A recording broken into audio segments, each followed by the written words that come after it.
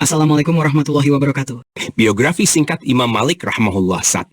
Kelahiran Imam Malik. Imam Malik bin Anas rahimahullah lahir pada tahun 93 Hijriah, 711 Masehi, di Madinah, kota yang menjadi pusat ilmu dan tempat tinggal banyak sahabat Rasulullah setelah penaklukan Makkah. 2. Masa muda dan menuntut ilmu.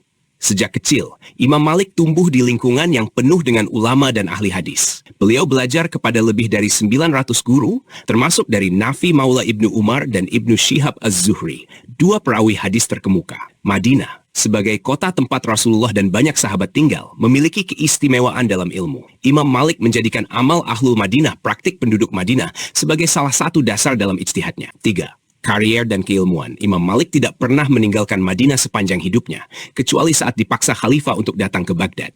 Beliau mengajar di Masjid Nabawi, di mana majelis ilmunya menjadi pusat perhatian para penuntut ilmu dari berbagai penjuru dunia Islam. Kariernya sebagai ulama mencapai puncak ketika beliau menyusun kitab Al-Mu'atta, salah satu kitab hadis dan fikih paling awal yang menjadi rujukan utama dalam Islam. 4. Hubungan dengan para khalifah. Imam Malik hidup di masa beberapa khalifah Bani Umayyah dan Bani Abbasiyah, seperti Khalifah Al-Mansur Abbasiyah yang sangat menghormatinya dan bahkan meminta Imam Malik menyusun kitab untuk menjadi rujukan hukum. Khalifah Harun Ar-Rasyid yang pernah memanggilnya ke Baghdad untuk berdiskusi tentang ilmu. Namun, Imam Malik juga pernah disiksa dan dipenjara oleh Gubernur Abbasiyah di Madinah karena fatwanya yang menentang paksaan bayat kepada penguasa. 5. Wafatnya Imam Malik. Imam Malik rahimahullah wafat pada tahun 179 Hijriah, 795 Masehi di Madinah dan dimakamkan di Jannatul Baqi, pemakaman yang juga menjadi tempat peristirahatan banyak sahabat dan ulama besar. Lahir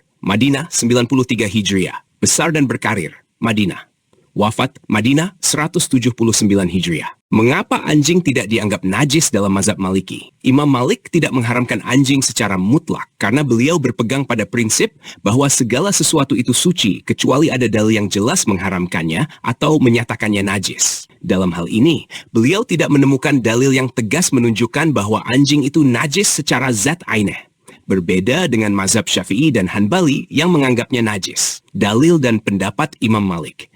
Tidak ada nas yang tegas menyatakan anjing itu najis. Imam Malik berargumen bahwa dalam Al-Quran, anjing disebut dalam beberapa konteks tanpa ada indikasi kenajisan. Misalnya, dalam kisah Ashabul Kahfi, anjing mereka disebut tanpa celaan. Wa kalbuhum basitun dhira'aihi bil wasid. Dan anjing mereka menjulurkan kedua lengannya di pintu gua. Surah Al-Kahf ayat 18. Jika anjing itu najis, menurut Imam Malik, tentu Al-Quran akan menyebutkan larangan memeliharanya atau menyentuhnya secara langsung. Hadis tentang air liur anjing. Dalam hadis yang menyebutkan perintah mencuci bejana jika dijilat anjing, Imam Malik memahami bahwa ini adalah tindakan bersuci tathir, bukan karena kenajisan mutlak. Rasulullah sallallahu alaihi wasallam bersabda, "Idza walagal kalbu fi ina'i ahadikum falyaghsilhu sab'an." Jika anjing menjilat bejana salah seorang dari kalian, maka cucilah 7 kali. Hadis Muslim nomor 279. Imam Malik menafsirkan perintah ini sebagai tindakan pembersihan tathir khusus, bukan bukti bahwa air liur anjing itu najis. Jika air liur anjing benar-benar najis, maka sudah semestinya disebutkan secara eksplisit dalam banyak teks lain, sebagaimana najisnya kotoran manusia atau babi yang disebut jelas dalam Al-Quran. Imam Malik berkata dalam Al-Mudawanah, tidak masalah jika anjing menjilat pakaian atau tubuh seseorang, dan tidak diwajibkan mencuci, kecuali jika ingin membersihkannya secara kebersihan biasa. Kaidah dasar, Al-Ashfil Asya At-Taharah, asal segala sesuatu itu suci. Dalam Ushul Fiqh, Imam Malik berpegang pada prinsip bahwa segala sesuatu pada dasarnya suci, kecuali ada dalil yang menunjukkan kenajisannya.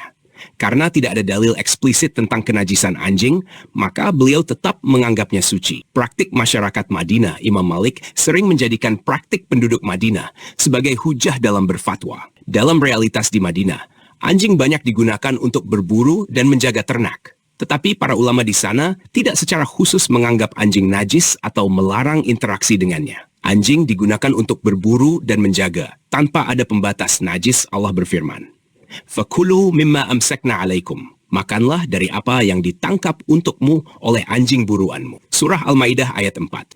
Jika air liur anjing najis, maka daging hasil tangkapannya juga akan terkena najis. Namun, Allah tidak memerintahkan mencuci daging buruan tersebut, cukup dengan menyebut nama Allah saat melepas anjing buruan. Ini menunjukkan bahwa anjing tidak dianggap najis dalam konteks ini. Dalam sejarah, banyak sahabat memelihara anjing untuk berburu dan menjaga ternak. Tidak ada riwayat yang menyebutkan bahwa mereka terlalu ketat dalam membersihkan diri hanya karena bersentuhan dengan anjing. Bagaimana dengan najis hukmiyah secara hukum? Meskipun anjing tidak najis dalam pandangan Maliki, mereka tetap mengajarkan menjaga kebersihan. Artinya, jika seseorang merasa tidak nyaman atau khawatir tentang kebersihan, mereka dianjurkan mencuci, bukan karena najis, tetapi demi kebersihan fisik. Pelajaran akhlak dari perbedaan ini. Islam itu fleksibel dan penuh rahmat. Perbedaan pendapat ini menunjukkan bagaimana para ulama memahami syariat dengan berbagai pendekatan. Jangan fanatik mazhab. Demikian saja dari saya. Semoga apa yang disampaikan dapat membawa manfaat dan menjadi bahan renungan untuk kita semua. Saya mohon maaf atas segala kekurangan atau kekhilafan dalam penyampaian. Wassalamualaikum warahmatullahi wabarakatuh.